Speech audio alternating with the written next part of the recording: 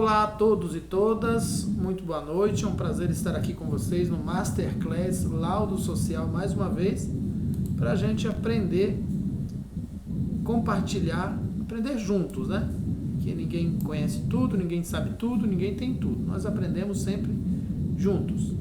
E nós paramos aqui então, e se vocês tiverem alguma pergunta, vocês me interrompam, ou digitem nos comentários aí, tem um chat para você digitar sua questão, sua pergunta, sua dúvida, ou você também pode mandar pelo WhatsApp se você quiser que eu responda depois. É bom no áudio que eu já respondo aqui ao vivo, é melhor, mas você tem outras opções. Então nós paramos aqui ontem, nós falamos um pouco sobre instrumentos que dão, sobre a entrevista social, né, como o principal instrumento para eu trabalhar com o laudo dentro da perspectiva da visita domiciliar. Porque sempre que você vai conversar com alguém, você trabalha a entrevista social. Essa conversa é a entrevista social. É uma conversa técnica que se desdobra com a necessidade de ter o conhecimento necessário para a interpretação da demanda que surge. Então é um processo de emancipação política, é um processo de também, mas não só, de transformação, de superação do processo de alienação, de ressignificação social, em alguns casos de ressocialização, de emancipação política, de empoderamento político, do reconhecimento da cidadania, da ampliação da democracia. Então passa por esse caminho.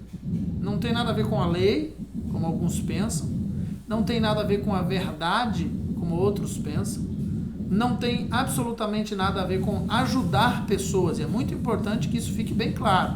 Serviço social não é profissão de ajuda. Serviço social não ajuda ninguém. E nós não podemos alimentar essa ideia. Quem alimenta a ideia de ajudar tropeça no aspecto técnico e acaba não produzindo nenhum impacto social, porque ele se torna o pai do usuário. Ele impede o processo de emancipação, porque o filho sempre depende do pai. O processo de emancipação significa que o sujeito precisa se enxergar como pessoa. E para que ele se enxergue como pessoa, ele precisa ser reconhecido como pessoa. Quando você trata um adulto como alguém que precisa de ajuda, você não está reconhecendo ele como pessoa. Está reconhecendo ele como um coitado, como alguém que só vai para frente se for ajudado. Eu estou usando uma linguagem um português bem claro aqui para não perder o fio da meada, mas num termo mais técnico significa que se você resolver fazer pela pessoa o que ela precisa fazer, de um modo a afastá-la da política pública e do direito que ela precisa conquistar, ela se torna dependente daquilo. Então, em muitos aspectos, o Bolsa Família, por exemplo, acabou estimulando isso. Estimulou a ociosidade, não há como negar isso.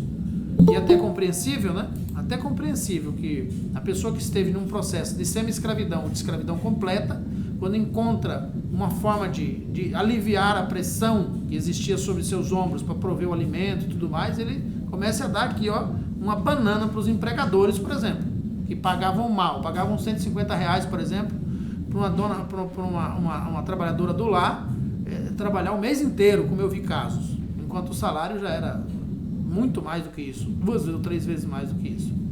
Então, ajudar pessoas não é trabalho do serviço social, e isso daria uma discussão para uma live de umas 3 horas, para a gente falar epistemologicamente, tecnicamente, sobre as razões do porquê não. Mas a principal delas é porque cria dependência, é porque é paternalismo, porque não reconhece o sujeito como pessoa, não emancipa, não empodera, não ressignifica o sujeito, transforma ele num coitado que precisa de ajuda, de esmola, de caridade. Então, mesmo o vínculo afetivo, e isso é muito importante também, inclusive na criação dos filhos, né? Uma discussão para uma outra situação, mas que não foge das relações sociais. Quando você centraliza o poder em você, não compartilha o poder, você prejudica na criação dos filhos, porque não houve compartilhamento do poder. Vai gerar irresponsabilidade, imaturidade, insegurança, medo, frustração. E se um filho dentro de casa não conseguir conquistar o espaço dele dentro de casa, ele vai conquistar na rua, na casa do vizinho, ele vai conquistar com outras pessoas, porque todo ser humano precisa do seu espaço. É natural isso, é da nossa natureza. Nós queremos e precisamos do nosso espaço. Então a perícia o laudo resultante da perícia, o laudo resultante de outros processos, sejam eles quais forem, ele vai passar pela técnica da entrevista social. E nesse processo da entrevista, para além de escutar, que é o tema que a gente vai ver em seguida, nós precisamos pensar como eu reconheço aquela pessoa, como eu reconheço aquela pessoa como sendo uma pessoa, um ser social, um sujeito social de fato. Teve um comentário aqui da colega que a dependência é bom para quem quer ter o controle.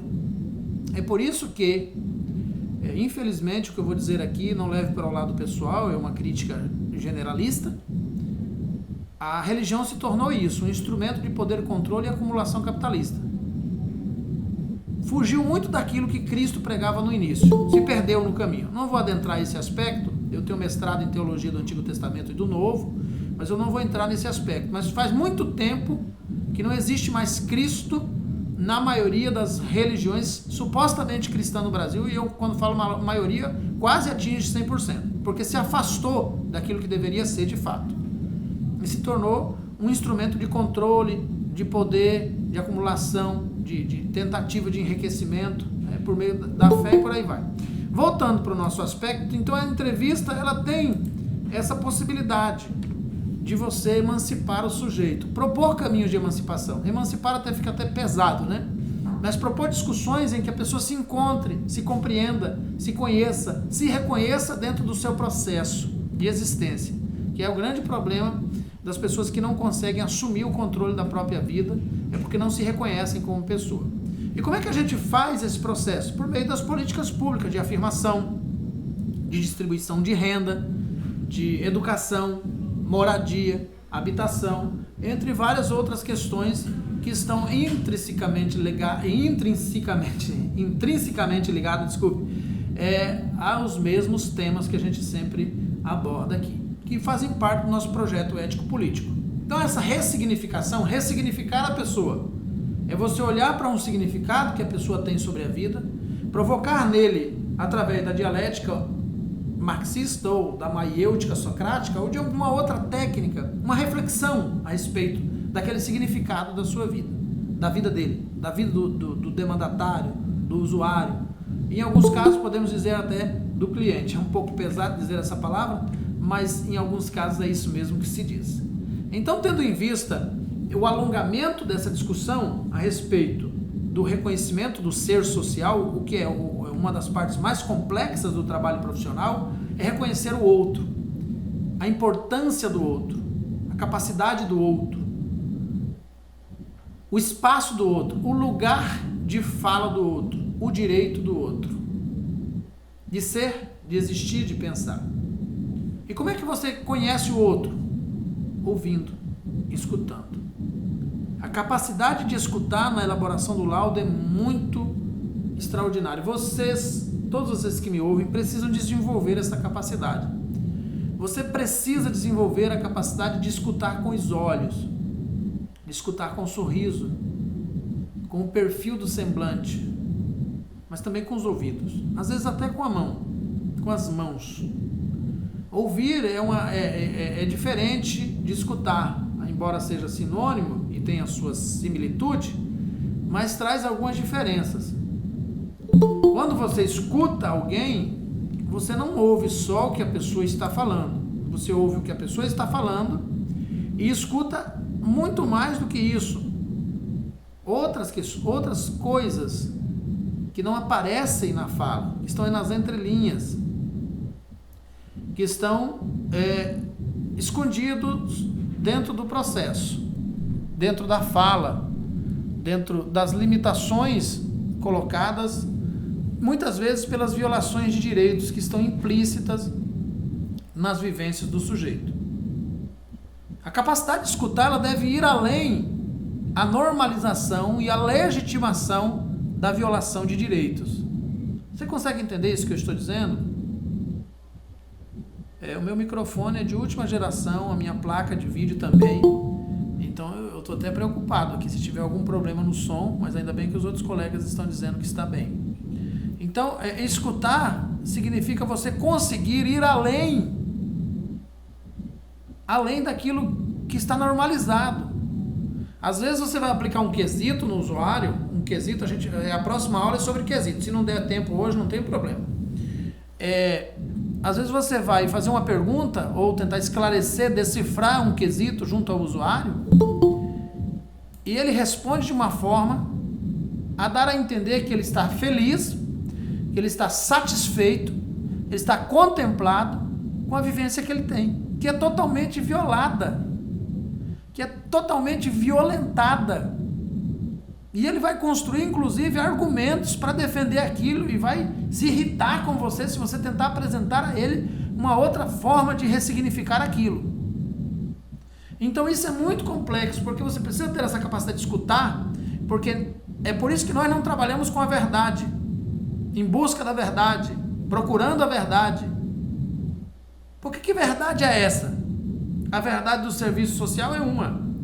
A verdade de uma mulher que já normalizou na sua vida a violência doméstica como algo normal, como se o companheiro ou parceiro tivesse o direito de bater nela, de um trabalhador que já normalizou na sua vida trabalhar por uma mixaria o dia inteiro, uma migalha o dia inteiro, um serviço pesado e mal conseguir comida dentro de casa, ou a normalidade de, não, a gente aqui mesmo, a gente vive como dá, a gente faz um cuscuz, frita um ovo e come aqui nós 5. Normalizou, legitimou, essa é a verdade dela. Tá normal, é legítimo para ela, é aquele o mundo que ela conhece. Então, para escutar isso, traduzir a felicidade de alguém, e é muito comum dentro do romantismo, vocês vão ver muito aí pela internet, a vovozinha que vende salgadinho para poder alimentar os netos. É a heroína. É o exemplo. É o menino de 7, 8 anos de idade que está empurrando o carrinho de sorvete, a caixinha de geladinho para vender geladinho. É romantizado, é parabenizado, é galantizado. Vira um ato místico como resultado da violação de direitos. Então existe um período de trabalhar e existe um período de ser aposentado, em que o Estado tem que sustentar a pessoa que durante a vida toda sustentou o Estado. Existe o período da criança ser criança e ter o seu desenvolvimento intelectual, etc, etc. Ah, mas se não trabalhar vai roubar. Gente, um erro nunca justifica o outro. Uma violação de direitos não pode ser utilizada como argumento para violar outro direito. Então, quando nós observamos, e tudo isso você vai ouvindo dentro do argumento, você precisa ter a capacidade de serviço social, de conhecimento profissional, para olhar para isso tudo, decifrar isso tudo e transformar essas informações, esse conhecimento, com a visão profissional, a visão de serviço social, que não é, repito sempre, não é a mesma visão que o usuário traz, embora seja importante. Então, afine a sua capacidade de escutar, não só o som, mas os gestos, a forma como a pessoa se expressa, o que tem na fala dela que foi legitimada como uma verdade, normalizada como algo comum, mas que na verdade é um direito que está sendo violado, que ela está sendo violentada na sua existência, quer seja ela um idoso, uma pessoa com deficiência, uma pessoa com transtorno mental, uma mulher, uma pessoa homoafetiva. Então é importante, dentro dessa capacidade de escutar, que você, e aí quando a gente estiver falando de quesitos, a gente vai falar sobre isso, que você já tenha de antemão um caminho por onde você vai percorrer o seu raciocínio ouvindo aquela pessoa. O seu raciocínio não pode impedir sua capacidade de ouvir, mas também não pode ficar distanciado dele. Porque quem ouve sem refletir, não ouve. Desculpe, quem escuta sem refletir, não escuta, ouve. Escutar implica ouvir, mas ouvir não contempla totalmente o que significa a palavra escutar. Ou seja, quem escuta ouve, mas quem ouve não necessariamente escuta. Né? Então é importante que se compreenda essa diferença. Quando você ouve, alguém chamou você, oi, você ouviu.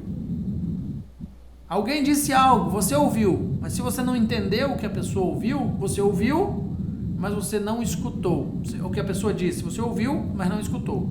Então escutar implica fazer uma reflexão sobre aquilo que ouviu, para a partir daí fazer uma tabulação de dados, uma análise das informações para transformar na possibilidade de um documento. É importante falar também que a própria capacidade de ressignificação na técnica profissional, de empoderamento, de reconhecimento da cidadania, tudo isso que eu já falei aqui com vocês, ela se inicia e se desenvolve no processo de acolhimento.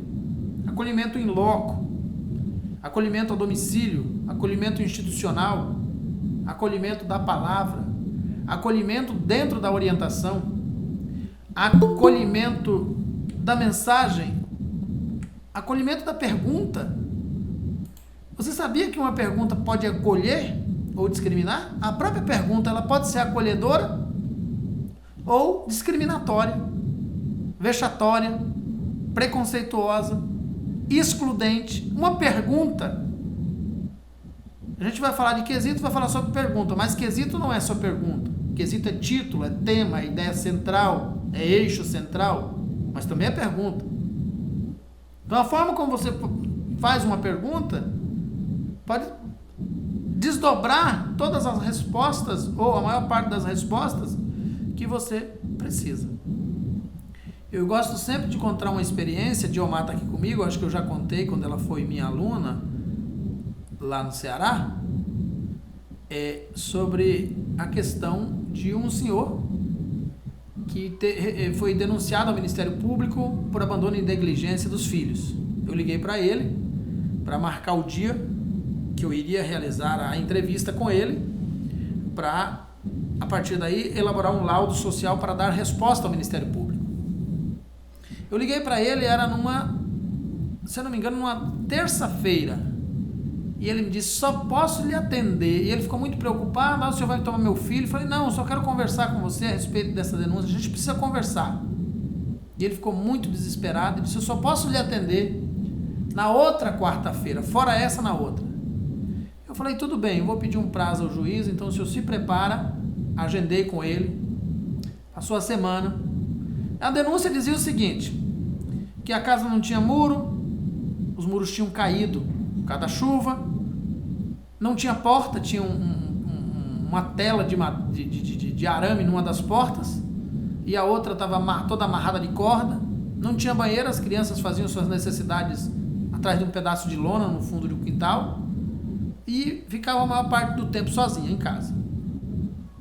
E agora alguém denunciou, tinha a criança de 4 anos de idade, a mais nova, e por aí em diante. Alguém denunciou, deu origem ao chamado inquérito administrativo, e o inquérito iniciou um processo, porque houve a comprovação de que aquilo estava acontecendo de fato, e aí houve a necessidade da intervenção de um perito para constatar a veracidade dos fatos, que é assim que vem do juízo, né? Então, eles nos obrigam a procurar a verdade, e nós não somos escavadores de verdade. Nós estudamos as multifacetadas expressões da questão social para conhecer as razões do porquê alguém está violando o direito de alguém, ou alguém está tendo seu direito violado por alguém. Por que razões isso está acontecendo? Isso é que nos interessa. E como sanar isso? E não como condenar a pessoa, como processar o pai, como tirar o poder o familiar dele, como colocar os filhos no abrigo, ou numa família substituta, ou num acolhimento, né? Desculpe, eu sempre falo a palavra abrigo, numa instituição de acolhimento, ou colocar os filhos para adoção. A investigação, nesse caso, cabe à polícia. A parte do assistente social não tem cunho jurídico na perspectiva legal, não é legalismo, é direitos sociais. Então, quando eu marquei a audiência com ele, ele pediu uma semana e um dia, quando foi na quarta-feira eu cheguei lá. Não havia mais muro caído, havia um muro novo em volta da casa. Não estava rebocado, mas os tijolos tinham sido assentados há uns 2 ou 3 dias. Dentro do quintal já estava tudo limpo, tudo meio organizado, uma porta nova na frente, a casa toda pintada daquelas tinta à base d'água, né? Mas estava toda pintada, toda arrumadinha, algumas partes rebocadas sem pintar. Eu bati, ele me atendeu num portão que ele tinha, um portão feito de madeira, mas muito bem arrumado. Me recebeu todo perfumado, penteado, todo engomado, parecia que ia para um casamento. E me recebeu, quando eu entrei, os menininhos estavam todos sentados num sofá novo, olhando, assistindo a televisão. Os 4 meninos. E ele me chamando, me pegando pela mão, olha aqui, eu já comprei o colchão, tá ali a cama, comprei um colchão novo, comprei uma geladeira usada, porque a nova estava muito cara para mim comprar, não consegui comprar, mas comprei essa geladeira usada, já comprei o fogão, comprei o botijão, já comprei o vaso sanitário para sentar no banheiro, já iniciamos a fossa aí, para a semana vai estar pronto e tal, por favor não tire meus filhos de mim. Eu falei, não, eu quero conhecer sua vida, eu quero conhecer sua história, eu quero lhe ouvir, eu quero saber quem é você, eu não sei quem é você, por que isso aconteceu, só me conte o que foi que aconteceu, não vou lhe fazer pergunta nenhuma, eu quero só lhe ouvir. Então eu acolhi aquele senhor e ele chorou muito, chorava que chega a soluçava. Contou a história dele. Há mais ou menos 1 ano e meio, eu cheguei em casa e só estavam as crianças e uma carta. A mulher tinha ido embora. E ela nunca mais voltou. Depois de 1 ano, ela me mandou uma carta, disse que estava morando em tal lugar assim, já estava grávida do outro companheiro dela, ela nunca mais apareceu aqui.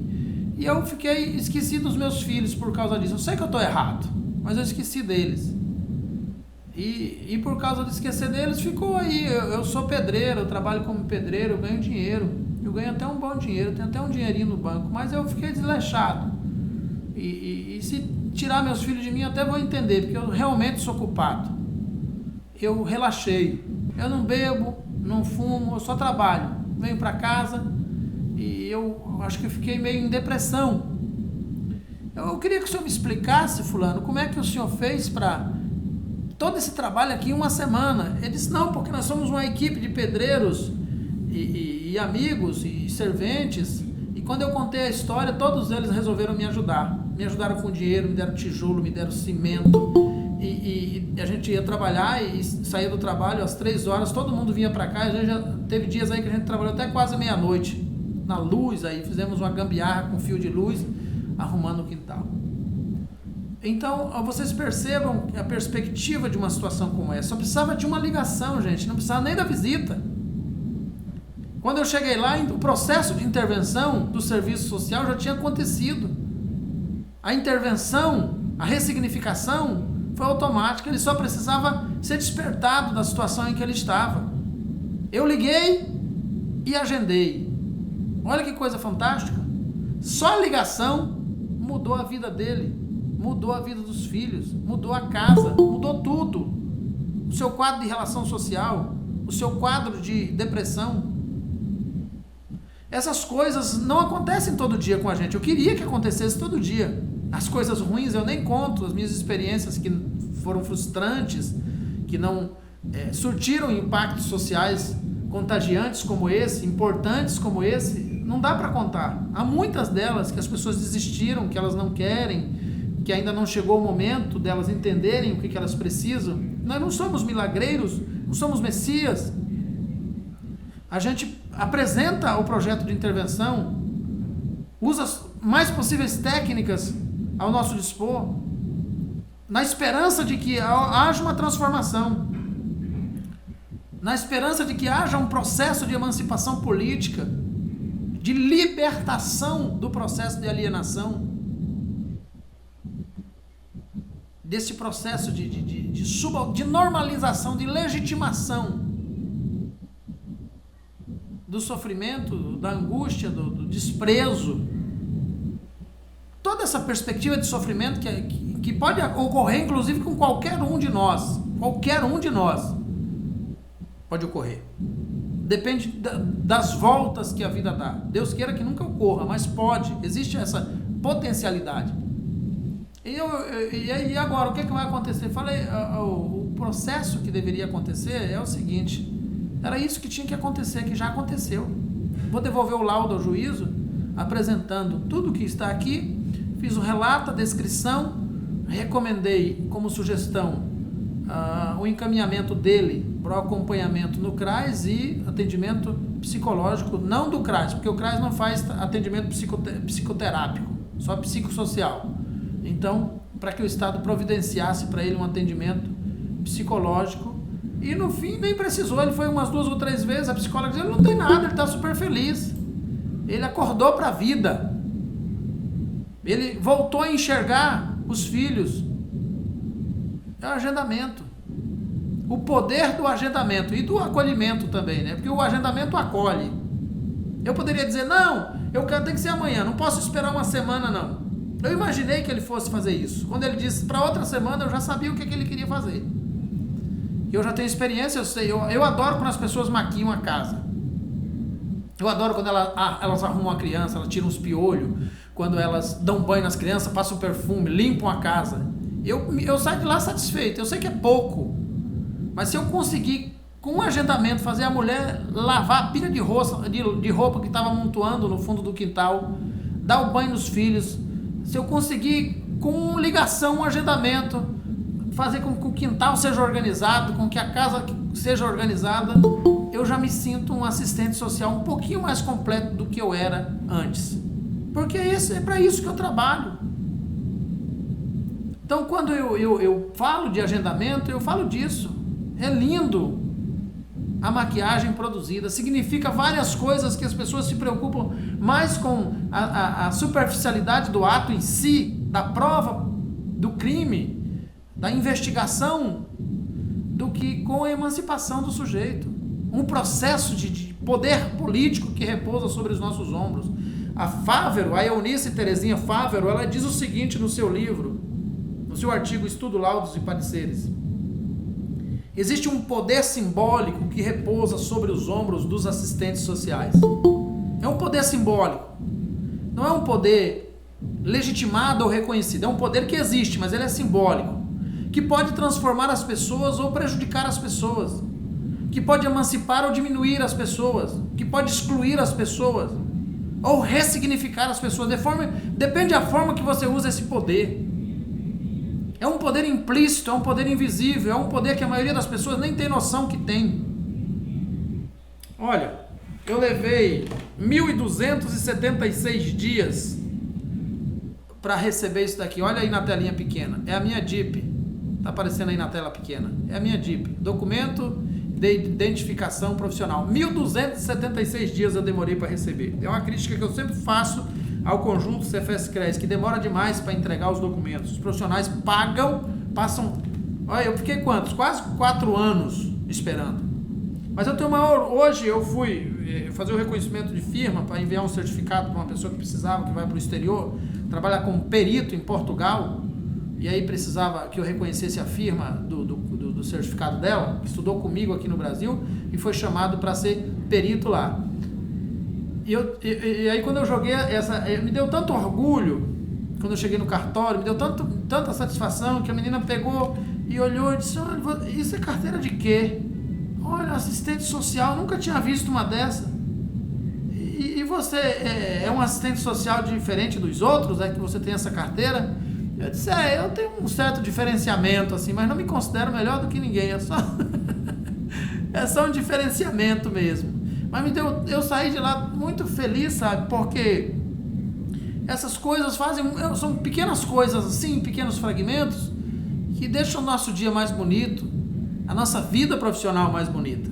Eu não uso mais identidade não, eu só carrego isso daqui. E aí de quem disser que não aceita como identidade, eu chamo a polícia. Eu ligo pro 190 na hora, não tem discussão não, eu chamo o 190 na hora, porque está escrito lá na lei que substitui o documento e não há necessidade de exigência de mais nada. Então é desse poder político que a nossa profissão precisa ser reconhecida. Não como a pessoa que distribui cesta básica, a pessoa que ajuda, a pessoa que distribui benefícios eventuais. Não que eles não sejam importantes, quem está com fome precisa comer, quem está com frio precisa se aquecer. Mas isso não pode ser a prioridade do nosso trabalho. Isso é excepcionalidade. A gente não pode transformar a exceção na regra. Porque senão a gente perde todo o aspecto. Então a perspectiva do acolhimento tem a ver com como você olha, como você pergunta, como você ouve, como você escuta, como você aperta a mão, como você olha para a pessoa, como você entende a pessoa. Existem umas atitudes de chamar a pessoa de mãezinha, de vozinha, de meu bem. É um negócio tão estranho, sabe? Tadinha, a vovozinha, Dona Maria, o nome dela é Maria? Como é o nome dela? A Raimunda. Gosta de ser chamado como, Dona Raimunda? De Raimunda mesmo ou tem algum apelido que a senhora gosta? Isso é reconhecimento, gente, da identidade. Tem uma parente da minha mulher aqui que tem um nome, ela não gosta de ser chamada pelo nome. Eu fico brincando com ela, mas ela não gosta. Assim, quando só tá eu e ela, eu brinco com ela. Mas se tem outras pessoas por perto, eu evito. Porque essa é uma perspectiva de você construir o respeito pelo outro. O entendimento de quem é o outro. Como é o outro. Tem negócio de meu vozinho, minha vozinha, né? Isso não funciona nem dentro dos relacionamentos, não é muito bom, interpessoais. Imagina do lado de fora. O sujeito social, ele tem um nome, ele tem uma existência. Seja ele quem for. O trabalho que ele faz é importante. Se ele for gari, se ele trabalhar como diarista, se ele é um homem do campo, é um agricultor, é um produtor rural, é aquele que alimenta a mesa dos brasileiros, que põe comida na nossa mesa. A gente bebe o leite por causa dele, come o aipim, o coentro, a couve, a cebolinha por causa deles. Eles são importantes, eles são pessoas. Tem um nome essas pessoas. Tem 80 anos, cabelinho branquinho, barba branquinha. Não é vozinho. Tem um nome, senhor fulano. Isso empodera, emancipa e faz as pessoas te respeitarem. Isso é poder político. Faz as pessoas olharem para você com um olhar diferenciado. Um olhar de que alguém que está ali realmente reconhecer. Porque, assim, a perspectiva da troca nas relações sociais é isso. Tudo que você dá, a tendência é você receber de volta multiplicado, dentro da perspectiva das relações sociais. Então, a necessidade de, dentro de um propósito de acolhimento, uma sistematização. Como é que você acolhe? Isso é importante a gente pensar todos os dias. Deixa eu ver os comentários aqui, gente, que eu não estou acompanhando os comentários. E vai diminuir um pouquinho aqui, mas depois eu volto. Vamos ver. Ah, não é aqui não, peraí, é cá. Aqui é o número de pessoas. Deixa eu dar uma lidinha aqui. Tila, boa noite. Seus reviews, Camila, Poliana. Mas essa dependência é pensada por aqueles que querem permanecer no poder, pois essa dependência garante voto. É não só voto, né? Garante o controle mesmo, mas o voto também. Questão do áudio. Além de ouvir, trabalhar com a razão e não com a emoção, porque é cada situação que presenciamos. Exatamente. A questão da emoção é muito complexa, porque a emoção, ela tem uma perspectiva que tudo que a gente faz tem emoção, querendo ou não. Então é impossível você trabalhar qualquer coisa que você vai fazer na vida sem emoção. Eu gosto de fazer. Gostar é uma emoção. Eu gosto de ouvir. Gostar é uma emoção. Eu gosto de empoderar. Então, talvez a questão da emoção, a gente precisa filtrar quais são os aspectos da emoção que comprometem a relação profissional-usuário, que demonstram um certo grau de falta de domínio do conteúdo, domínio da técnica, insegurança, desrespeito, o coitadismo, o messianismo ou o fatalismo. Mas a emoção é importante. Não dá para tirar a emoção do contexto da prática. Não dá para tirar a emoção. A forma como se lida com ela é que tem que ser observada. Vamos ver, professor, precisamos agendar toda a visita ou chegar de surpresa?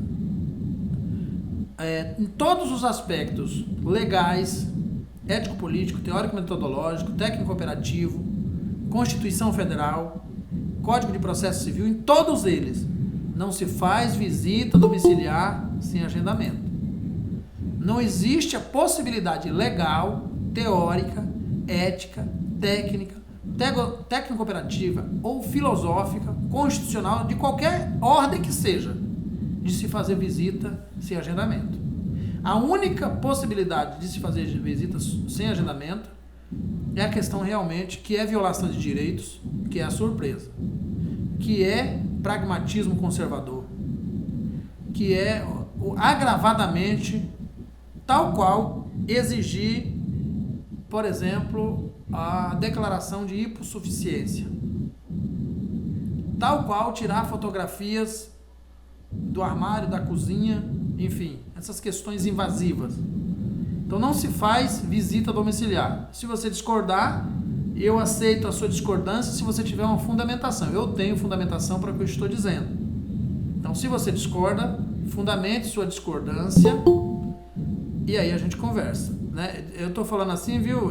Quem foi que perguntou? De um modo geral, viu? A Natália, viu, Natália?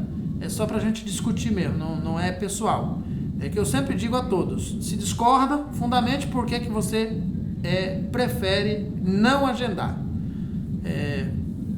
Na prática, de fato, os CRAs não querem fazer o agendamento. Mas aí no CRAs, gente, eu tenho uma aula que falo sobre erros teóricos, conceituais e políticos da atuação do CRAs e do CREAS. Um deles é esse, mas não só esse.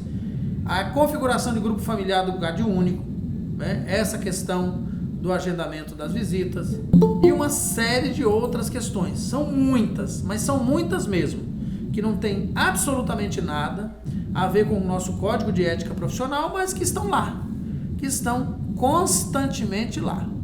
Então, na prática, nós não temos ainda visto, de fato, dentro das instituições públicas o agendamento. Muito pelo contrário.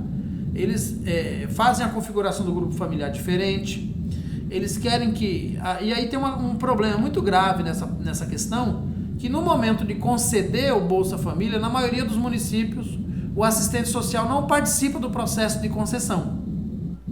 Mas, no momento de fiscalizar os pobres, para tirar o benefício, aí o assistente social é obrigado a participar. Não sei se já aconteceu aí no município de vocês, mas eu tenho percebido que isso é uma prática comum no Brasil todo. O assistente social não participa da avaliação para concessão do benefício. Mas se tiver algum problema, alguma desconfiança ou alguma denúncia, aí o assistente social é nomeado para tesourar, cortar o benefício. Eu não vou. Se eu estiver trabalhando numa instituição, não espere que eu vá fazer isso, porque eu não sou fiscal da pobreza. Não vou. Para viabilizar, eu vou. Para cortar, eu não vou. E aí cabe a cada um fazer sua interpretação e eu respeito essa questão. Então, na perspectiva do acolhimento, anote aí no papel, na sua agenda, no seu caderno, como é que você faz esse acolhimento? Em loco, na chegada do domicílio, na ligação, na pergunta. Na conclusão, o acolhimento também é conclusivo, né? Na conclusão da entrevista social. Nós estamos falando aqui de entrevista social. Como é que se acolhe no final de uma entrevista social? Agora eu já tenho o que eu quero, eu já extraí a verdade que eu preciso. Agora tchau, tchau, obrigado, como fala aí os cowboys aí das redes sociais. Tchau, obrigado. Então esse processo de acolhida, veja bem, que ele se inicia durante, igual a avaliação, acolhimento e avaliação andam juntos. Você avalia antes, durante e depois, você acolhe antes, durante e depois. E esse acolhimento precisa ter qualidade.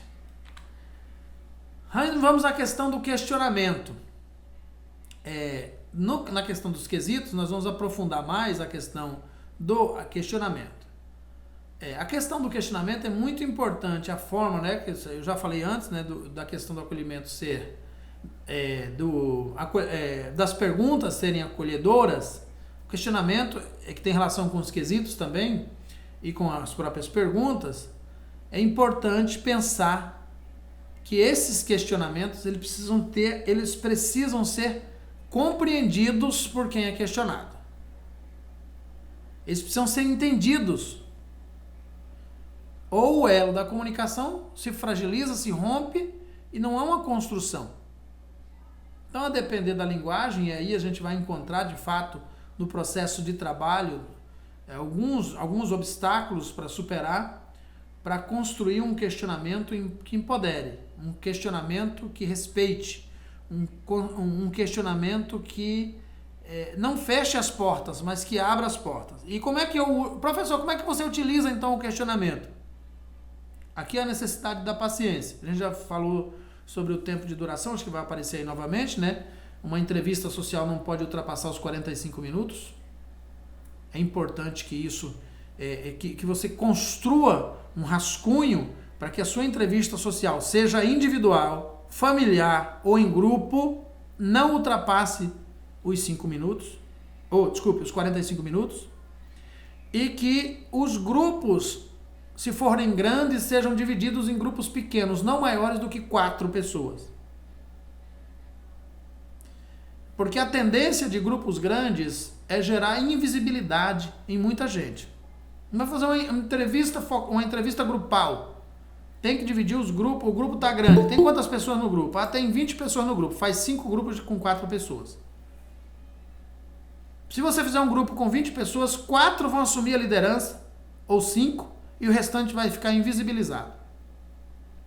E se você percebeu que num determinado grupo alguém assumiu a liderança e o restante ficou invisibilizado, tem que administrar isso também. Então, para a perspectiva do questionamento, se você está fazendo um questionamento para uma pessoa só, é mais fácil de você fazer esse questionamento porque fica mais acessível a uma pessoa só. Quando é uma família, um grupo maior de pessoas, a tendência daquilo que eu sempre ensino para os meus alunos é o seguinte: você tem que fazer o questionamento individualizado, embora esteja em grupo. Pergunta para um, olha para ele, aguarda a resposta, depois para o outro, se há necessidade de que todos respondam a mesma pergunta. Se a pergunta é livre, o questionamento é livre, é mais aberto, é mais um bate-papo, aí você tem que conduzir o processo da entrevista para ela ficar alegre, solta, uma espécie de quase uma brincadeira, mas uma brincadeira técnica, com técnica, para que as pessoas consigam se soltar no processo e comecem a falar aquilo que precisa ser dito, para que seja filtrado e extraído de dentro de todas essas informações o que é necessário para o processo de trabalho e para o estabelecimento do diálogo que emancipa, que fornece as informações que o seu laudo precisa, que esclarece os quesitos, que amplia o conhecimento da totalidade na qual o sujeito está incluído. Então, quais são, dentro desse processo de construção, quais são os instrumentos possíveis a serem utilizados? Já falei ontem, vou repetir hoje, não se faz entrevista social impedindo o usuário de falar para fazer anotações. Isso é um erro comum, mas que não pode acontecer. A entrevista tem que ser leve, tem que ser solta. Por isso que eu não abro mão de gravar a entrevista no celular. Eu peço autorização, normalmente por escrito. Como perito não preciso, mas como qualquer outra função, por escrito. E gravo. Porque aí eu discorro uma entrevista livre. Tomo muito cuidado para que esse áudio não vaze para lugar algum, está sob minha responsabilidade. É sigiloso, as informações que estão ali são sigilosas na perspectiva do projeto ético-político e eu gravo.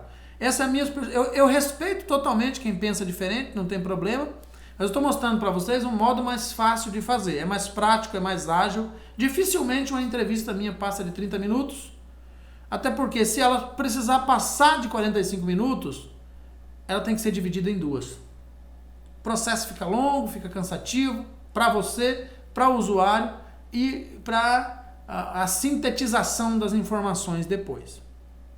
Chega um tempo, depois que você desenvolve sua capacidade de ouvir, sua capacidade de acolher e de sistematizar o processo, que fica tão simples e todos ficam satisfeitos com o resultado final. Juízes, promotores, instituição, usuário, a quem é de direito a viabilização daquele direito que estava sendo violado e assim por diante.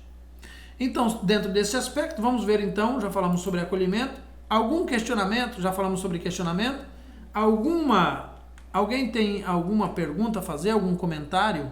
Por favor, me ajude. Não? Alguém gostaria de acrescentar alguma coisa? Discordar, inclusive, que é importante. Eu vi o Francisco aqui. Oi, Francisco, boa noite. A Vanderleia também está aqui. A Patrícia. Oi, Patrícia. Thaís, não sei se é a mesma Thaís, lá de... Boa noite, professor. Boa noite, Francisco. A Agnes estava aqui nesse instante. Saiu a Agnes? Não estou vendo ela. Foi, ela saiu. Manda um abraço para ela depois, viu, Francisco? Tá bom, A Thaís professor. é de Marabá, é? Eu acho que é, de Marabá.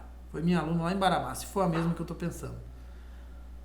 Tem tanta Thaíses no mundo? Bom, Vanderleia Moraes, tem duas Vanderleia. E a Vanderleia Sena, lá de Santo Antônio de Jesus, Bahia. Gilmar é de Goiânia.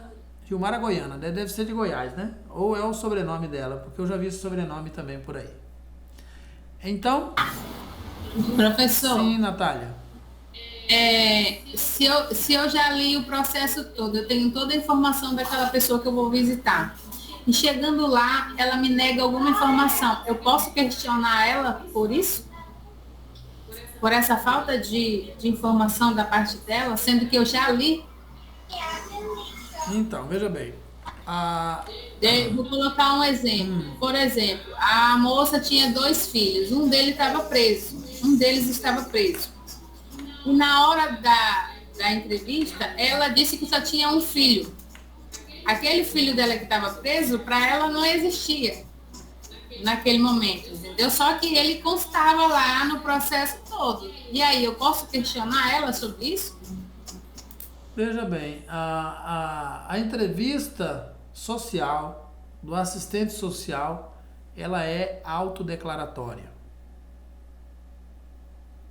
Et finit. A entrevista do assistente social, a entrevista realizada pelo assistente social, ela é autodeclaratória. Isso é um princípio da emancipação social do sujeito, do protagonismo do sujeito. Não importa se ele mente, não importa. Por isso que a gente não busca a verdade. É muito complexo entender isso. Sob o ponto de vista da emancipação do sujeito, do protagonismo do sujeito, o que ele diz é o que ele diz. É autodeclaratório. É por isso que, ao fundamentar a análise do laudo, o assistente social não diz absolutamente nada. Ele faz análise com base nos fatos. Ele não opina, ele não diz na análise. Ele diz, de acordo com fulana, ela tem um filho. Lá no parecer, se você quiser, aí você vai opinar. No parecer, você vai dizer, conforme relatado no Professor, laudo. Sim, Diomar. Natália, só complementando aí, muitas vezes nós lemos o processo e quando chegamos lá, vimos uma outra realidade. Muitas vezes, os nossos advogados, para que queiram ganhar determinada causa, eles enfeitam um pouco o processo. Por isso a importância da escuta e concordo plenamente com o professor. Eu já tive... eu já me deparei com determinada situação. Que o que tinha muito do processo era muito que o advogado tinha botado, inclusive até a documentação dos usuários da casa estavam todos diferenciados do que estava no processo. Então, assim, essa visita domiciliar, eu desde 2014 que eu faço essa perícia, e cada laudo é uma novidade, é uma ação nova, é algo que eu ainda não conheço. Por isso que tudo que acontece com programa, com palestra, eu estou sempre, nunca deixei de ser aluna do professor, porque assim, isso me interessa muito, sempre tem algo novo para ver, porque a gente trabalha com várias situações diferentes. Era só isso que eu queria complementar. Obrigado, Diomar. Saudade dos nossos encontros aí, viu? Presenciais, né? Difícil essa questão da pandemia. Mas assim, complementando ainda, né? Continuando, na verdade, a discussão, a perspectiva também de uma opinião minha. E agora não é teoria não, viu, Natália? É uma opinião minha. Eu não gosto do processo. Raramente eu olho o processo. A não ser que seja algo muito litigioso, muito complicado, aí eu vou ler o processo. O processo, ele já tem tudo o que o juiz conhece e não foi suficiente. não serviu. Mas no caso, eu leio o processo para me inteirar da situação da pessoa, quem é a pessoa, entendeu? Para me ter uma base do que eu vou encontrar lá. Eu não me baseio no processo, mesmo porque quando eu vou fazer a visita é totalmente diferente, como a colega falou. Mas eu leio para mim ter um embasamento do que eu vou encontrar lá, entendeu? Entendi. É importante. Eu que digo que eu não leio. Então, como eu disse para você, Deixa eu só não é teoria, é um ponto só de opinião mesmo. Para mim, o processo ele sempre me atrapalhou. E eu parei de ler processo por causa disso. Ele me atrapalhava. Eu ia a campo já com uma ideia pré-concebida do que eu queria. E eu larguei, eu deixei para lá porque não quero mais ter essa ideia pré-concebida. Eu quero, com o conhecimento e a técnica que eu tenho de serviço social, chegar no campo, mas eu respeito seu posicionamento, viu, Natália? É que eu estou dizendo o que eu faço hoje. Eu já fiz por muito tempo, eu li processo. Depois eu percebi que me atrapalhava, eu parei de ler. Sim, Diomar, pode falar. Eu leio, às vezes, só porque hoje, depois que eu percebi dessa diferença, eu às vezes leio só para mim ver o meu grau de conhecimento e o do advogado, né? Assim, porque é muito contraditório em muitas coisas. Olha, absolutamente. Eu fui fazer uma perícia de uma mãe que queria a guarda da filha, de uma neta que tinha 9 anos. No processo, dizia toda a irresponsabilidade da mãe e tudo. Quando eu cheguei lá, a avó ela tinha 4 filhos, 4 netos, e ela queria a guarda de uma. Sendo que a mãe tinha os 4 filhos de 2 irmãos, que não constavam no processo. Então, assim, se todos eram netos dela, por que ela queria só uma? Por que ela não quis as 4, se a mãe era ruim? Quer dizer, a mãe teve 2 filhos de 2 irmãos. Os 2 maridos dela eram 2 irmãos de uma casa só. Eu só pude saber disso quando eu fui fazer a visita, porque no processo não constava. Né? Então, assim, tem umas coisas que o processo acaba... A mim também me prejudica. Eu já li, mas hoje eu leio e faço essa comparação e já sei diferenciar o meu ponto de vista, o que eu vou buscar, a verdade, ouvir o usuário e deixar o processo lá justamente para o juiz decidir o meu parecer, o que eu vou fazer, o que eu levar para tentar articular e melhorar a situação. Entendi. Porque é um processo, né, atrapalha. Então, eu tive essa fala, foi de um juiz. Eu tive um juiz que foi meu parceiro e eu convenci ele a fazer serviço social. E ele cursou serviço social. Mas ele já tinha uma visão muito social. E ele me disse, foi ele que me convenceu a fazer perícia sem ler processo. Ele me disse o seguinte, olha, ele me chamava de professor, professor, se eu quisesse o que está no processo, eu não tinha nomeado você como perito. Porque tudo que tem no processo já está no processo. Embora eu entenda o que a Natália está falando. Viu, Natália? Não é uma crítica. É porque assim, ele disse, isso não é suficiente, vocês vão lá, vocês são assistentes sociais, vocês vão lá e vocês veem as coisas que o advogado não viu, o promotor não viu, a testemunha A, B, C e D não viu, o investigador, o detetive de polícia não viu, o vizinho não viu, ninguém viu, o psicólogo não viu, o médico não viu, que participou do processo. Aí vai o assistente social lá numa lauda que chega aqui para mim, eu entendo a demanda. Eu entendo a demanda e encontro subsídios para fundamentar minha decisão. Então, não leia mais processo. Eu falei para ele, vou tentar, né? E eu tentei e gostei do resultado. E não li mais. Então, a Eliana, me ajude. Eliane. Peraí.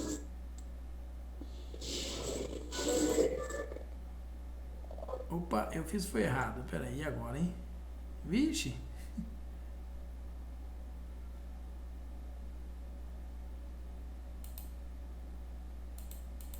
Gente. Baguncei minha tela. Voltou. Tá me ouvindo, professor? Sim, quem tá falando? É igual, Natália, é igual as famílias. As famílias, elas têm uma ideia de que receber o Bolsa Família prejudica no pedido do auxílio. não prejudica em nada, né? Muito pelo contrário, eu acho que até ajuda. Não, porque Bolsa Família não é cumulativo para a soma de renda per capita. Nem Bolsa Família, nem um tipo de benefício de até um salário mínimo, de acordo com o Exatamente, só que aí as famílias não sabem disso, elas preferem esconder que não recebe, com medo de não conseguir o auxílio, porque já recebe o Bolsa Família. Aí vem a parte da orientação, né? Que é o processo de acolhimento, da reflexão e o questionamento por meio... Porque, assim, se você explica e orienta, aí a tendência é o usuário. Depende também do processo, de como foi o processo de início de entrevista. Se houve uma conquista de confiança, a tendência é esse usuário passar a confiar no profissional que está conversando com ele. E aí, havendo uma orientação, ele muda a versão dos fatos. Mas isso não é buscar a verdade, né? Ainda não é. Porque é essa a intenção que faz a diferença. A forma como você conduz o caminho. Quando você busca a verdade, você busca por outros meios. Você pressiona, você faz de conta que já sabe, aperta contra a parede. Não escolhe o caminho da orientação. Então, quando você escolhe o caminho da orientação, você abre um caminho para que a verdade apareça. Não foi você que buscou ela apareceu. Se ela não aparecesse, tudo bem, ela apareceu. Porque o assistente social, conforme a gente vai ver na aula de quesitos, na opinião de Dalpisol, inclusive houve um processo contra mim, movido por um advogado, dizendo que a perícia era parcial. Eu tinha agido com parcialidade e não com imparcialidade, como pede o direito. Eu fui parcial na minha resposta. E virou jurisprudência. Porque eu fiz uma fundamentação a respeito do assunto, encaminhei a resposta e o juiz me deu ganho de causa. E a partir daí virou jurisprudência. O assistente social pode ser parcial. Na verdade, deve ser parcial. Não é uma profissão imparcial. A nossa profissão é parcial, não neutra. Nós não somos neutros no desvelamento da realidade do cotidiano do usuário, do demandatário, e também não somos imparciais. Imparcial é a justiça, nem toda.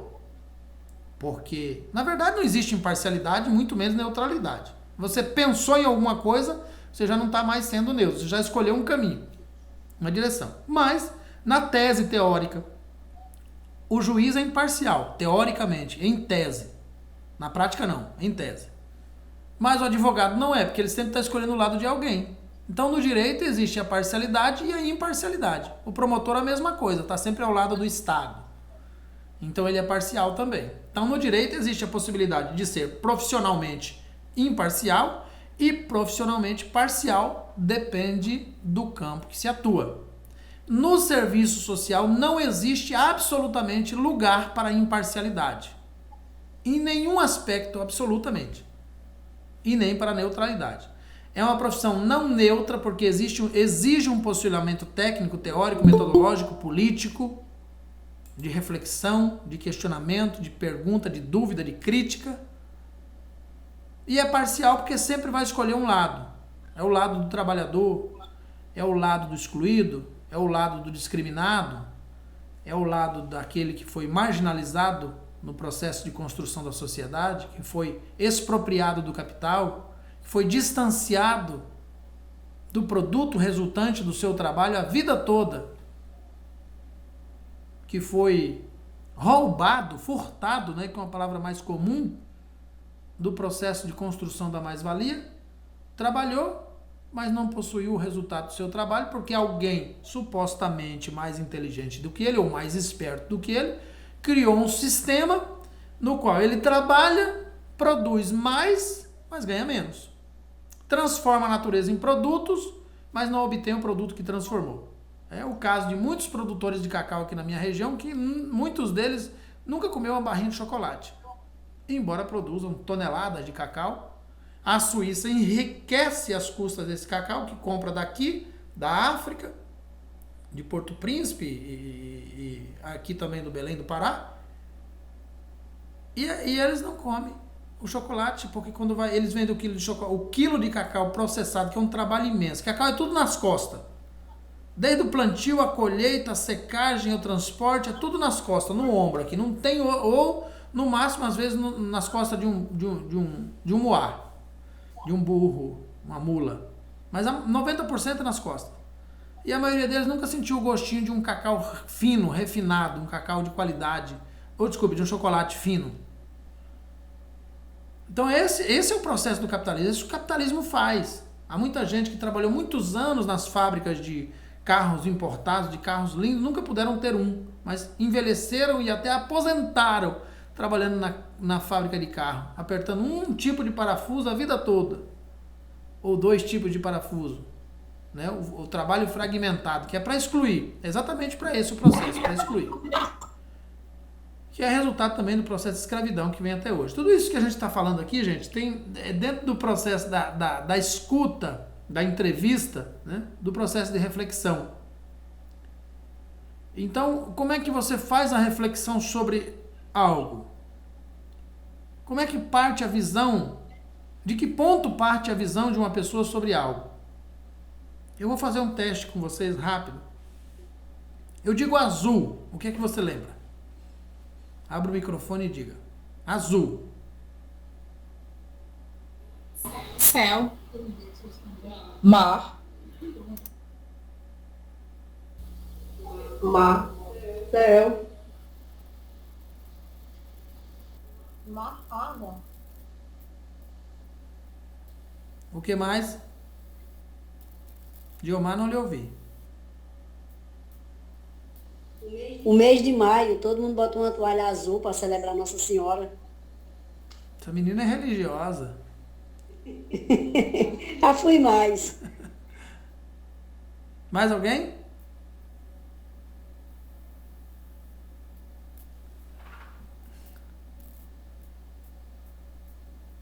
Estão vendo aqui? Atrás do professor, o fundo. No fundo, minha camisa. Então, o que significa isso? É que existe... Você gosta do azul, é? Hã? Você gosta do azul, é? Não, é porque o azul combina com o meu tom de pele. Isso é coisa da minha mulher, que ela faz uns cursos aí de tonalidade, de cores que combina com a pele, o negócio aí. Azul é tua cor. E realmente eu fico mais bonito no azul. Fico mais apresentável, não é bonito? Fico mais elegante, mais As mulheres apresentável. entendem das coisas, professor. Hã? As mulheres entendem das Com coisas. certeza. Aí, realmente... É o professor Roberto Carlos, né? Hã? É professor Roberto Carlos, pro azul, então. Né? Só que o que eu quero dizer com isso? É porque vocês têm memórias de filtro. Você não falou azul por acaso. Aliás, você não escolheu um ponto para falar de azul por acaso. Você escolheu o azul porque a sua memória tem uma informação de algo grande que é azul. Se eu falar amarelo, você pensa em quê?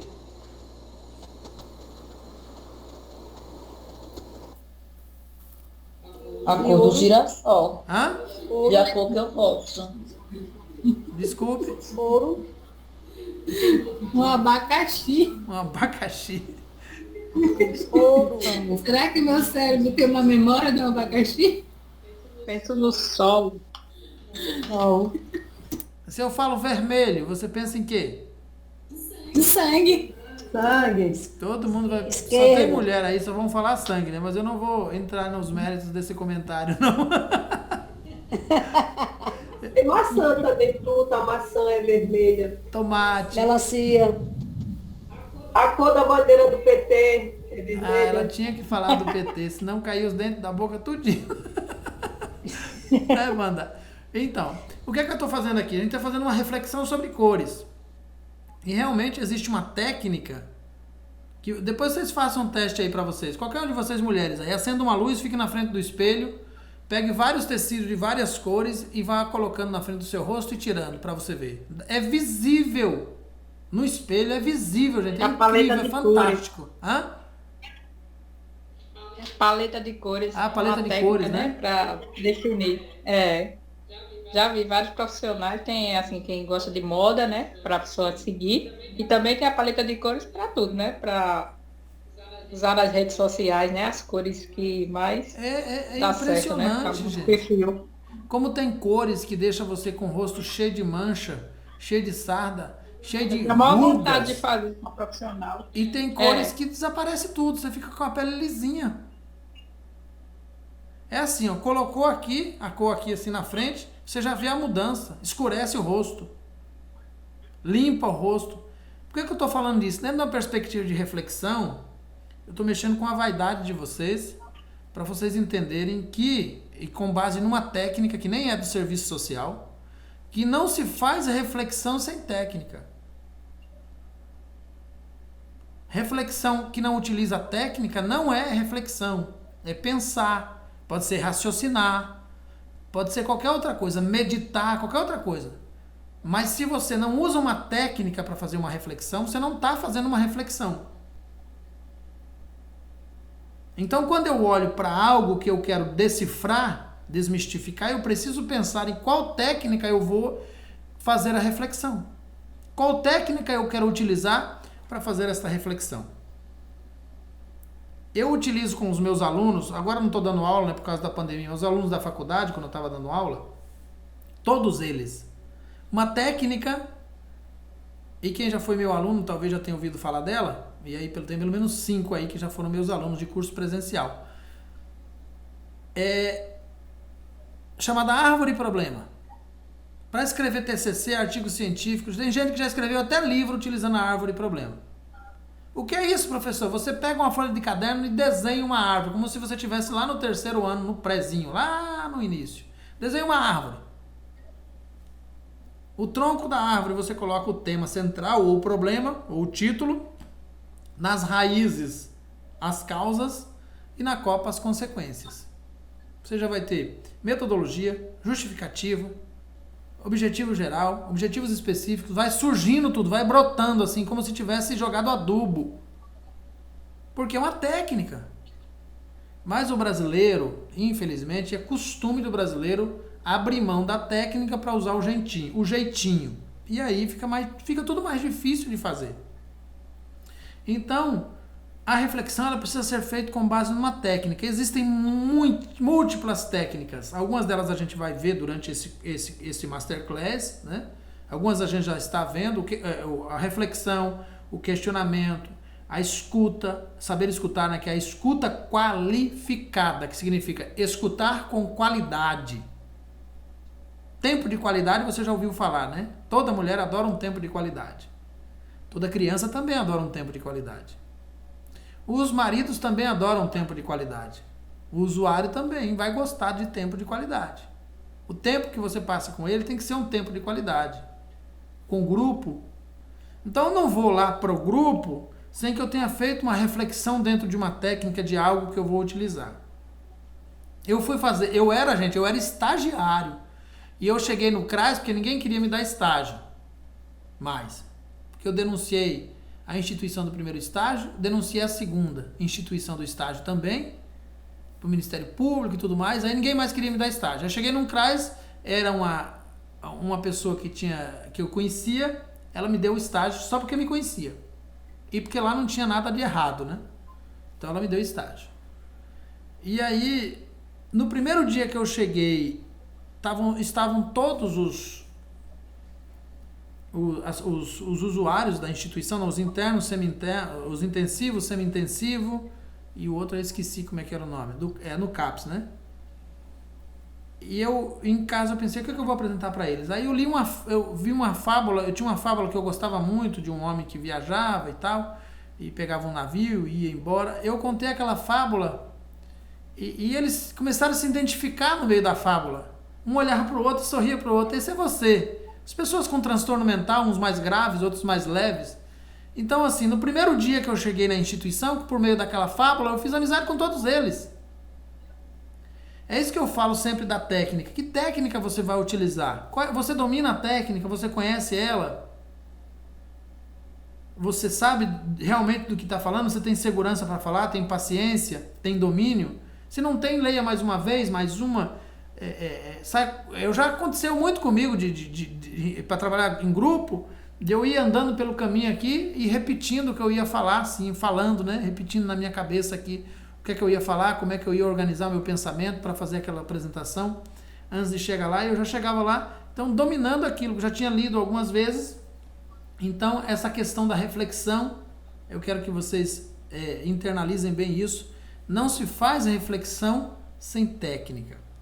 E aí a técnica pode ser um poema, pode ser uma dinâmica, e a dinâmica precisa ser bem escolhida, porque tem dinâmica que é preconceituosa, que é excludente, que é bullying. Pode ser a maiêutica socrática, que eu já falei, pode ser uma síntese integradora, pode ser, a gente vai falar depois, enfim, existe uma infinidade de possibilidades de técnicas para se utilizar. Pode ser um pedaço de papel como esse, se ela tiver um significado, se você conseguir produzir um significado em torno dele, pode ser utilizado. A questão é o significado, quão profundo é esse significado, que tipo de transformação ele pode trazer. Aí na internet, se você procurar, tem livros disponíveis em PDF com dinâmicas, muitas dinâmicas sobre isso. Então vamos para o próximo passo. Aqui nós estamos falando agora sobre a clarificação, que é a busca de substantivos e verbos para objetivar os adjetivos, e geralmente se utiliza de anexado ou agregado às outras técnicas. Tem um propósito bem específico que é auxiliar, abrir a possibilidade da pessoa que está te ouvindo ver as coisas que você está dizendo de um outro modo, entender de uma outra maneira, né? Quando você vai tentando explicar, e isso é importante pensar também, dentro da clarificação, trazer clareza para o processo, para aquela abordagem, para a linguagem, para tudo que você está falando, você seguir um processo para não ficar se repetindo. Eu não sei se você tem esse costume, por muito tempo eu tive esse costume. Presta atenção para ver se você consegue se entender. Você está dizendo, está numa palestra, vamos supor, dando uma aula, ou fazendo uma entrevista social, e aí você diz algo muito bem organizado, bem concatenado, coerente, lógico, e em vez de você seguir em frente, você breca a tua capacidade criativa e volta para o início daquilo que você estava dizendo, que ficou bonito, e repete, às vezes 1, 2, 3 vezes. Já aconteceu isso com vocês? Isso é muito prejudicial em qualquer processo de comunicação e linguagem, e é um vício recorrente do ego, que você percebe que você construiu um período ou uma frase, um conjunto de frases muito bem organizado, bonito, bem colocado, bem apresentado, e aí você quer repetir novamente tudo aquilo, se tornando prolixo. Aquilo que tinha ficado bonito, agora perde a beleza pela repetição. E pela ideia de que, fulano não entendeu o que eu disse ainda, vou repetir novamente. Vou repetir, né? Que novamente já é repetir. Né? Desculpa aí. Vou repetir o que eu já falei. E aí, perde o brilho. Olha, para finalizar essa participação, eu quero citar Yamamoto, que vai dizer que o principal instrumento do assistente social é a comunicação. E Haikelis, que vai dizer praticamente a mesma coisa, o principal instrumento do assistente social é a linguagem. Comunicação e linguagem. Então, enriqueça o seu vocabulário, enriqueça a sua capacidade de oralidade, de comunicar os fatos com acolhimento, com a capacidade de aprofundar, mas sem repetir, explorar e aprofundar, mas sem repetir o que acabou de dizer, utilizando outros adjetivos, outros verbos, outras situações, sem se tornar cansativo, sem se tornar enfadonho, chato, né, igual espada, e ainda assim conseguir captar a informação que você precisa ou compartilhar uma ideia. E aí, a perspectiva do silêncio, né? Momento também que você precisa parar de falar dentro da entrevista social e ficar em silêncio. E é uma coisa difícil de se fazer, principalmente quando a gente gosta muito do que está fazendo e percebe um momento que você acha que é o momento de intervir, que é o momento de interferir, de parar o que está sendo dito para colocar o que você acha, o que você pensa. É importante que dentro de uma entrevista social haja um deslocamento da fala dentro do tempo necessário que realmente precisa acontecer a interferência. E não simplesmente porque tem um gatilho no seu costume, no seu modo de agir, que fica interrompendo as pessoas toda hora para colocar a sua opinião. Eu já participei de pós-graduação, já fui aluno, já tive alunos que são assim, que ninguém fala na sala, só ele fala. O tempo todo interferindo. O tempo todo. Com contribuições repetitivas ou dizendo a mesma coisa que o professor acabou de dizer. Não traz nada novo, não acrescenta nada novo. Ou dizendo a mesma coisa que o usuário está dizendo na entrevista, ele vai atrás dizendo, então foi isso, assim, se repetindo atrás da fala do usuário, do demandatário. Compromete demais a entrevista. Então o silêncio sensível é um silêncio respeitoso, é um silêncio dentro da fala do usuário, do processo de fala, ouvi-lo, para perceber as outras ações, movimento dos dedos, dos olhos, o franzir da testa, o olhar para alguém ou para o outro lado, o desinteresse, a ansiedade, o cansaço, o medo e várias outras questões que vão aparecendo num processo de entrevista e que são fragmentos da construção do todo, da construção daquilo que se precisa ser entendido para trazer a informação necessária e ela às vezes só sai no último minuto da entrevista. Aquela informação que você precisava.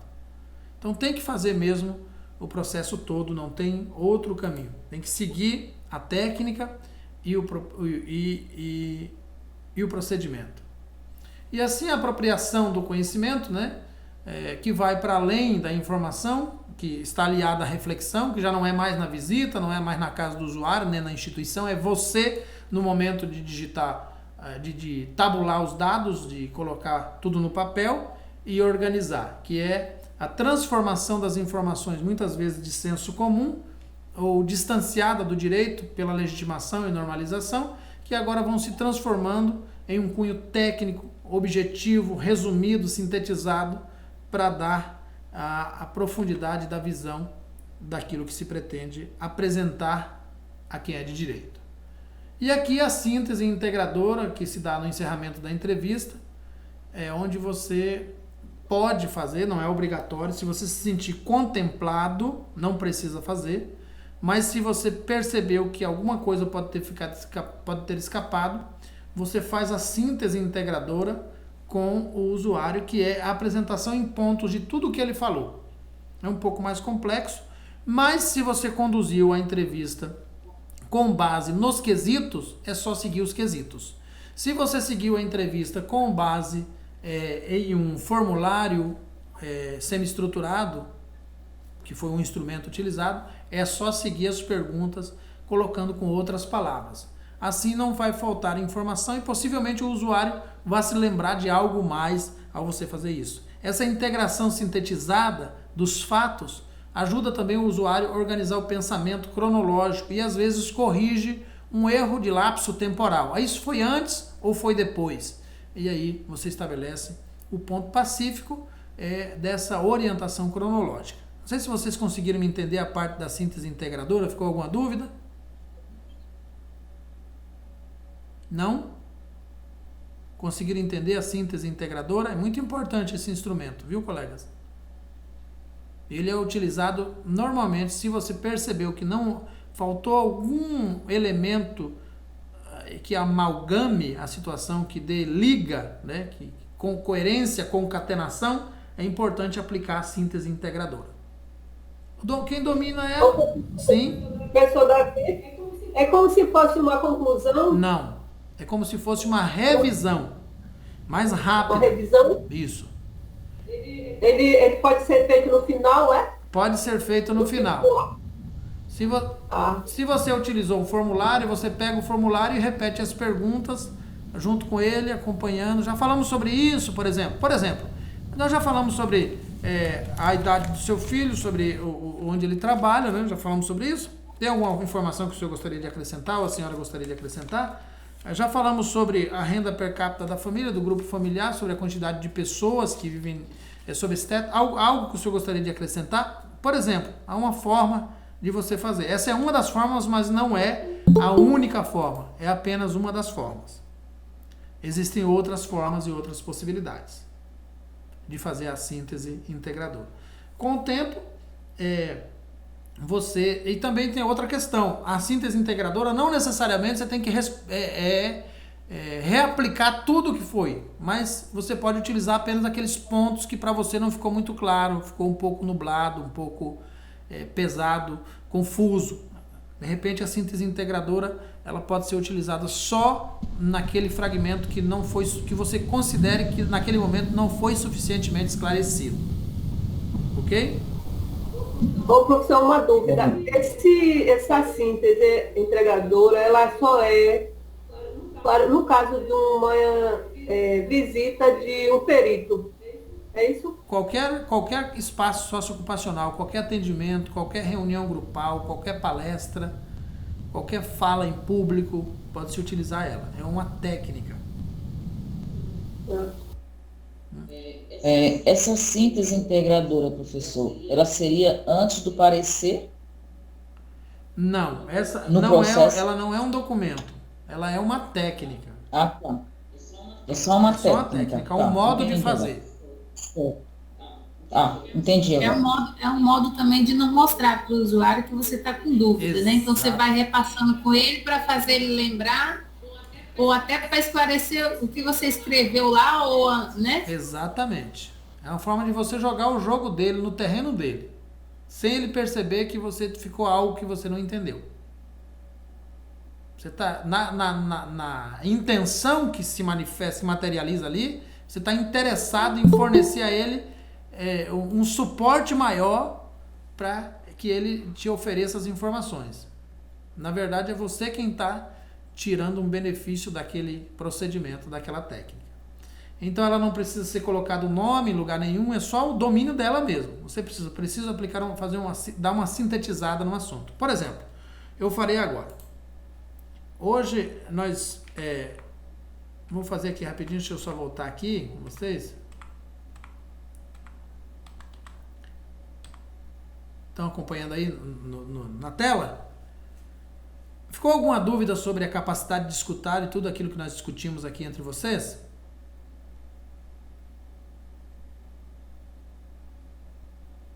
Colegas? Ficou alguma dúvida? Não? Para mim, não. Certo. Mais alguém? Alguém, quando ficou, você me interrompa, eu explico.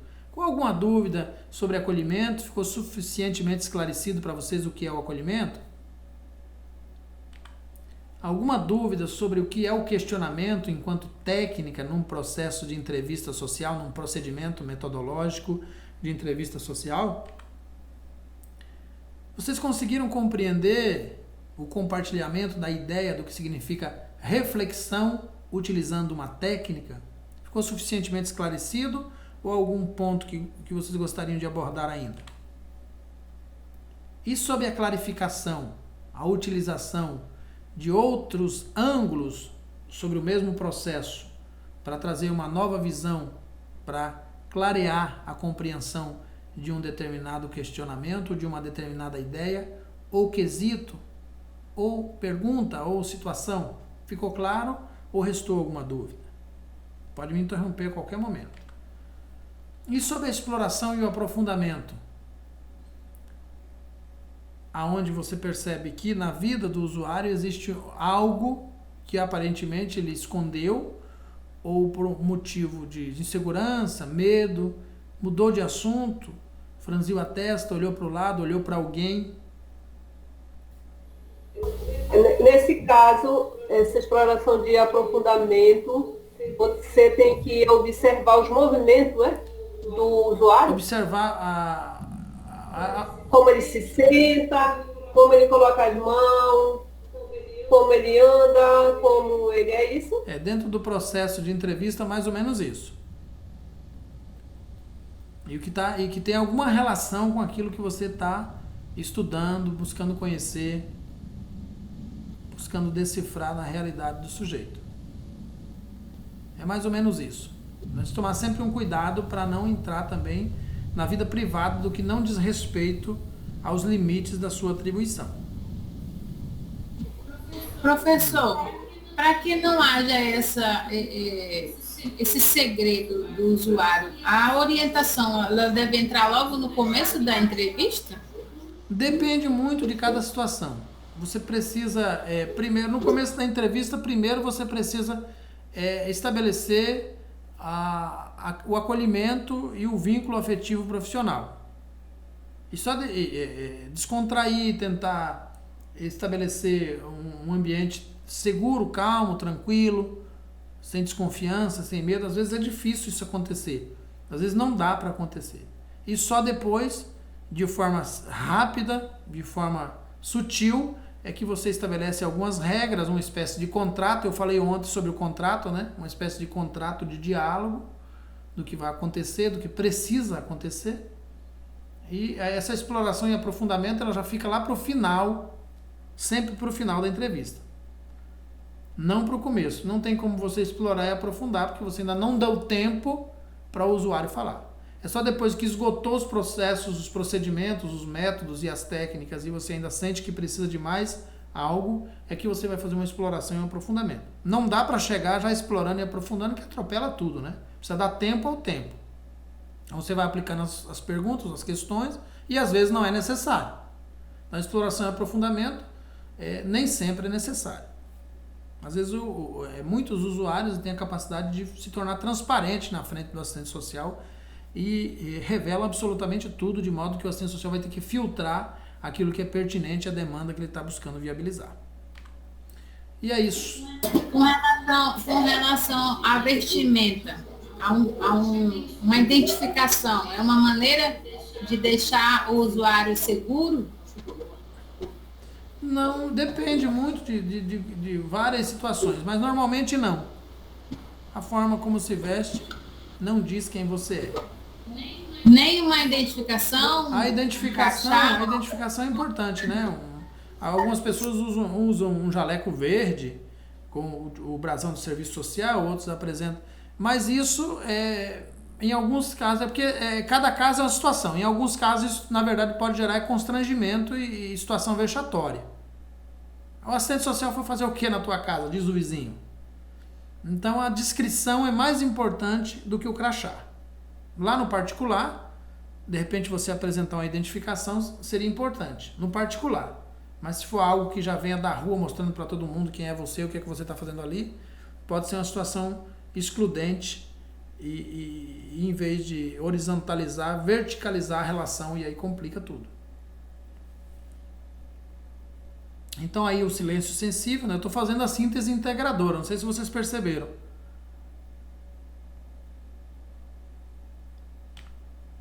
A apropriação do conhecimento, a qual nós já falamos, a síntese integradora, propriamente dita. E aí, a bibliografia de onde foi tirado tudo isso aí. Pelo menos uma parte dela, né? Recomendo aqui para vocês, eu já falei sobre isso ontem, né? Eu já fiz a recomendação ontem, né? Dos livros. Então, é isso daí. Então, colegas, deixa eu voltar aqui para a tela, que eu estou aqui para outra, para a apresentação. Agradecer vocês por mais esse dia. Essa aula está sendo gravada, ela vai ser reproduzida aqui e vai ser disponibilizada lá no lugar onde você clicou para vir para cá. Não, nem todos, né? Ela está lá no Masterclass para ser assistida depois, se você quiser, com mais tempo. E eu acabei gastando todo o tempo que eu tinha para as duas aulas numa aula só. É um problema que é incorrigível na minha vida, não tem futuro. Eu nem tento corrigir mais, deixa assim mesmo. E aí amanhã a gente volta então às 19 horas para não ficar cansativo com a próxima aula dos quesitos, que já está prontinha aqui, eu já disponibilizei lá, está abaixo do link que era para ser hoje e vai ser transferido para amanhã, porque senão fica muito tarde, fica cansativo e ruim para todos vocês, tá bom? A aula de amanhã é sobre quesitos, como elaborar quesitos, interpretar quesitos. Muito obrigado a todos vocês, tenham todos uma boa noite Tchau, tchau. Até amanhã. Excelente colocação, professor. Boa noite. Obrigada. Obrigado, colega.